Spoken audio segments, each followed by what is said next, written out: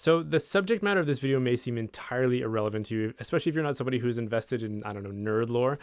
But I promise you it has very real applications for how we see the world and how we operate within it. So even if you aren't someone who is all that interested in Harry Potter, Lord of the Rings, or fantasy for that matter, can I ask that you just bear with me and give this one a chance? When I first encountered the story of the Lord of the Rings, I found myself frustrated and perplexed by a character trait that seemed uncommon within the fantasy genre.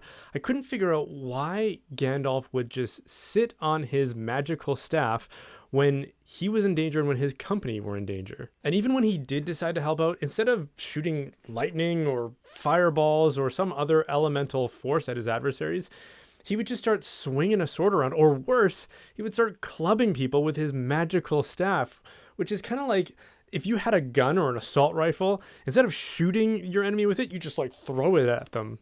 And what's worse, the people he was with, they never seemed to be bothered by this. They didn't complain about it.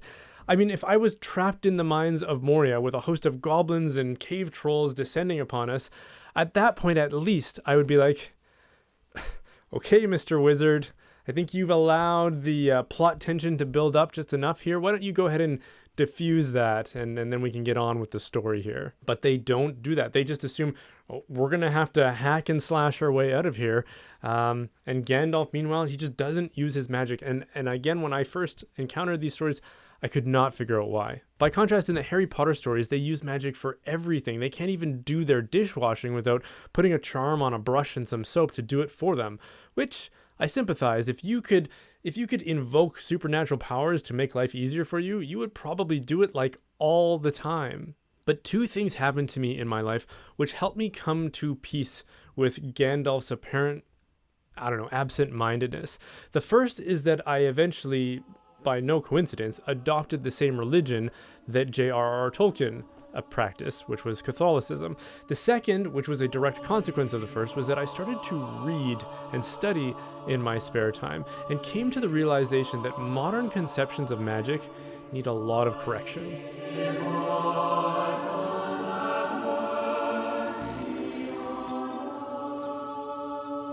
Now, the Harry Potter series presents a form of magic that more closely aligns with, I would say, the modern conception of what the word magic means. When we think of magic in the modern age, we tend to think of super elemental forces that erupt from a wand or a staff to serve our wishes, whether that be to fix something that is broken or to maim one of our enemies. In short, it could be described as making the impossible possible, or making use of mysterious forces for our particular desired ends. And that's certainly how things work in Harry Potter. In Harry Potter, some people are just magical, which means that they have access to and can channel these mysterious forces. You simply have to muster up enough magical will and then recite some Pig Latin phrase, and then presto, supernatural things happen. But what they are and what the technical mechanics of these forces are remains a mystery both to us as the reader, as well as to the characters who are wielding them. And the ethical implications of wielding forces that one doesn't understand isn't very well explored in the series. Instead, the ethics of it all is reduced down to these vague concepts like dark magic and light magic, just like the Force is in Star Wars. Some magic is just intrinsically evil. Why? Because we're told it is, and because only the bad guys would want to use it. Now, what's interesting for me about these kinds of considerations is that we do something very similar with our technology today. The technology that we use in our daily lives, for the vast majority of us, is mysterious, from our cars to our computers to even more simple forms like our plumbing and our electrical systems. We typically just flip the switches with very little regard for trying to understand exactly how it all works. In short, we wield power that we don't fully understand, and that has serious moral implications for us.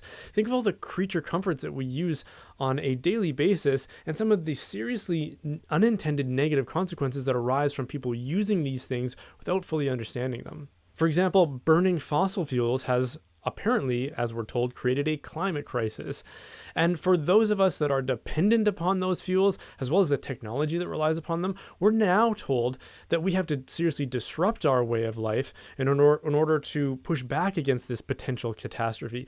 And again, without fully understanding any of it, which is why it's very easily exploited for political opportunity. Or how about cell phones and the technology that we use on our phones? We use apps like social media apps, for example, thinking that we understand the implications of using these things, but how they work and the effects that they have on us remains largely a mystery. And the longer we just thoughtlessly and carelessly embrace them, the more the very serious negative side effects and consequences are starting to become known.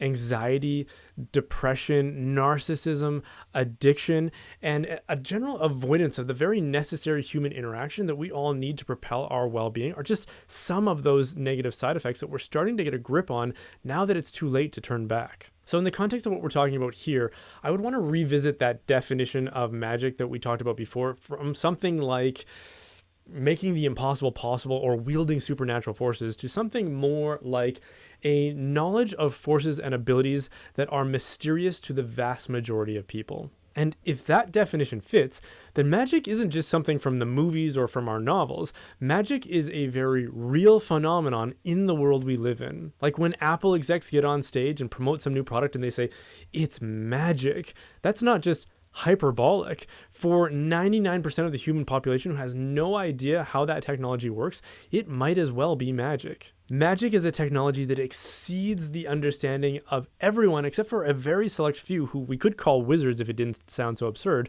who have a nuanced understanding of what that technology is and how it works.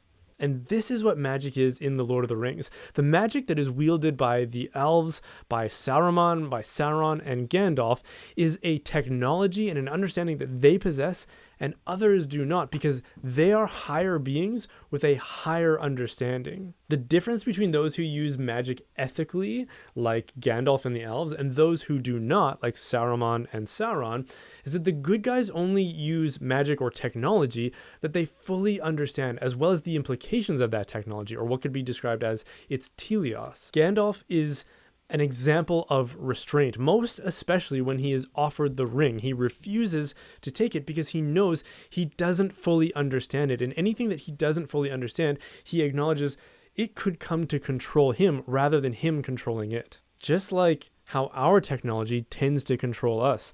How many of us compulsively or even slavishly turn to our technology to get a fix instead of the maybe more productive or meaningful things that we should be doing? How many of us avoid the good that we should be doing, instead choosing our digital distractions? At another point in The Lord of the Rings, Saruman shows Gandalf a palantir, and he admits that he's been using it. And a palantir is, for the sake of brevity, it's like a crystal ball.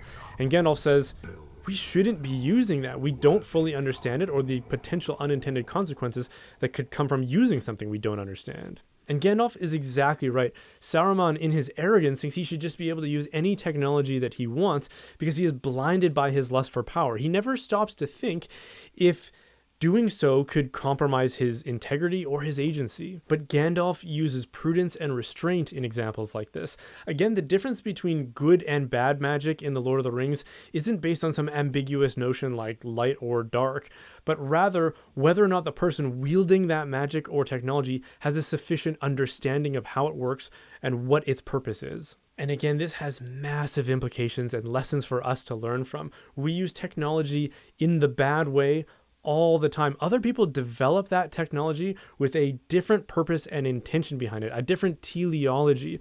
We use that technology thinking that we can use it for a particular purpose. They developed that technology for a purpose like getting us to become dependent consumers, even if that means making it addictive, which we've seen in the past they won't stop short of. And we think we can use it without those effects taking root in us. That's the same arrogance that Saruman displays. And it's the same arrogance that characters in Harry Potter, all the characters in Harry Potter display. They never stop to ask themselves whether they should be using these mysterious forces, which remain a mystery to them. It isn't their own intimately understood technology. It comes from they know not where, and it operates in mysterious ways. But because it has the potential to give them power, they don't show that restraint. They use it anyways with little regard for the potential unintended negative consequences. And that's what's wrong with magic in these stories, because that's not how magic or technology in real life works. And this is the important lesson and wisdom we can derive from authors like Tolkien and others like C.S. Lewis. And this is my best attempt to try to summarize that wisdom. There are, roughly speaking, two reasons why somebody might want to grow in wisdom, knowledge, or ability. The first could be to try to understand what is true and good and real, and then to conform ourselves within that knowledge, to humbly submit to the truth, so to speak. The other is to try to understand how the world works so that you can start to manipulate it and bend it to your own will. The former is again a humble submission to truth, with Gandalf and the elves being our example. The other is an attempt to coerce reality to your own will, with Saruman and Sauron being our example. And these concerns aren't just relegated to our fantasy fiction. Philosophers and great thinkers throughout the history of Western civilization have wrestled with these dilemmas.